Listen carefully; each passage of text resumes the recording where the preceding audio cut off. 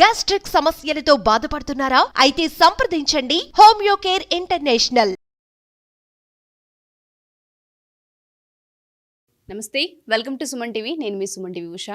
2025 సంవత్సరానికి సంబంధించి 12 రాశుల వారు అసలు ఏ విధంగా ఉండబోతుందో ప్రత్యేకించి అడుగుతూ ఉంటుంటారు. ఎస్పెషల్లీ 12 నెలల్లో కనుక మనం చూస్తే ఏ నెల కలిసి వస్తూ ఉంటుంది, వ్యాపారంలో కావచ్చు, సంతానంలో కావచ్చు, లేదంటే వివాహానికి సంబంధించి కావచ్చు, పెట్టుబడులు పెట్టొచ్చా, సంతానం విషయంలో ఈ టైంలో మేము డెసిషన్ తీసుకోవచ్చా, వివాహానికి సంబంధించి మేము అప్రోచ్ అవ్వచ్చు అని అడుగుతూ ఉంటుంటారు. అండ్ దాంతోపాటు రిలేషన్షిప్ ఎవరైతే భార్యాభర్తలు ఉంటుంటారో మాకు ఏ విధంగా ఉంది, ఒడిదుడుగులు కనిపిస్తూ ఉన్నాయి అని మాట్లాడే వాళ్ళు ఉంటూ ఉంటారు.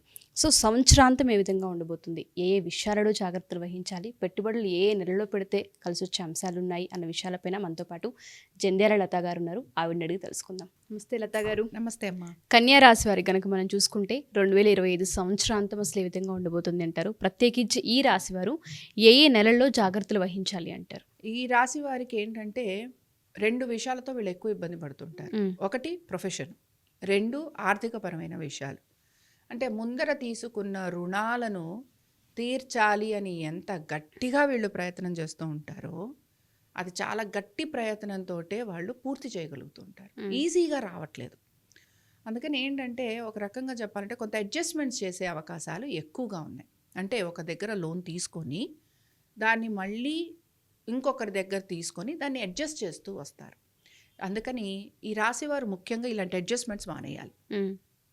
అడ్జస్ట్మెంట్స్ ఎప్పుడైతే వీళ్ళు మానేస్తారో ఆటోమేటిక్గా వీళ్ళకు ఒక క్లారిటీ వస్తుంది.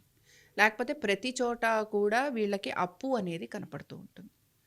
అందుకని కన్యారాశి వారు ఈ సంవత్సరం ప్రతి చోట అప్పు చేయడం మానేయాలి. అప్పు తీరట్లేదు అన్న ఇది మాత్రం ఉంటుంది. అప్పు కూడా తీరుస్తారు.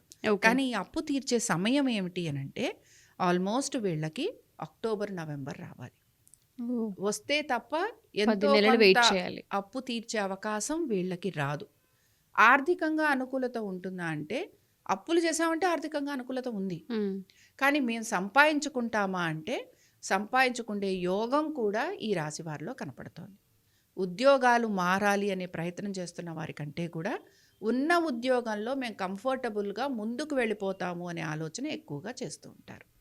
అందుకని ఏంటి, ఉన్న ఉద్యోగంలో కంటిన్యూ అవ్వటం, అలాగే దాన్ని కంఫర్టబుల్గా మార్చుకోవటం, దానిలో వీళ్ళకి కొంత చిన్న చిన్న మార్పులు ఉంటాయి. ఆర్థికంగా వీళ్ళకి ఏదైనా ఇంక్రిమెంట్స్ రావటం కానీ ఇలాంటివి ఉంటాయి.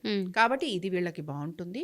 కొత్త ప్రాజెక్ట్స్ తీసుకుంటున్న వాళ్ళు ఎవరైతే ఉంటారో, ముఖ్యంగా వ్యాపారస్తులు ఎవరైతే ఉంటారో, బిజినెస్ మెన్ ఎవరైతే ఉంటారో వారికి అద్భుతంగా కలిసి రాబోతుంది. బిజినెస్ చేసే వాళ్ళకి చాలా కలిసి వస్తుంది అనమాట. ఓకే. సో బిజినెస్ చేసేవారికి బాగుంది. పార్ట్నర్షిప్స్లో ఉంటున్న వారికి కూడా ఈ సంవత్సరం అంతా బాగుంటుంది. బిజినెస్లో పార్ట్నర్షిప్స్లో ఉన్న వాళ్ళకి, భార్యాభర్తలకు కూడా అక్కడ గ్రహాల మార్పు కూడా ఉంటుంది కనుక చాలా వరకు ఒక అండర్స్టాండింగ్లో ముందుకు వెళ్ళిపోతారు. ఏమైనా మిస్అండర్స్టాండింగ్స్ కనుక కలిగి ఉంటే ఈ కన్యారాశి వారికి అక్కడ వాళ్ళు ఒక అండర్స్టాండింగ్కి వచ్చేందుకు ప్రయత్నం చేస్తుంటారు. ఎవరి గురించి అండర్స్టాండింగ్కి రావాలనుకుంటారు?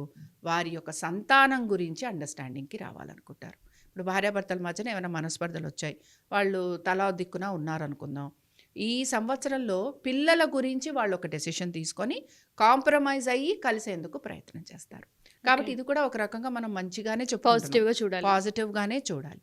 ఆరోగ్యం గురించి మీ భార్యాభర్తల్లో ఒకరికి కొంత చిన్న చిన్న అనారోగ్య సమస్యలు ఉంటాయి. కాబట్టి దాని గురించి కొంచెం శ్రద్ధ వహించడం. ఇందాక నేను చెప్పాను కదా, రుణానికి సంబంధించి ఆర్థికపరమైన విషయాల గురించి ఇలాగ వీళ్ళకి లైఫ్ అంతా అంటే ఆల్మోస్ట్ ఈ సంవత్సరం అంతా కూడా ఇలాగే ముందుకు వెళ్ళిపోతుంది.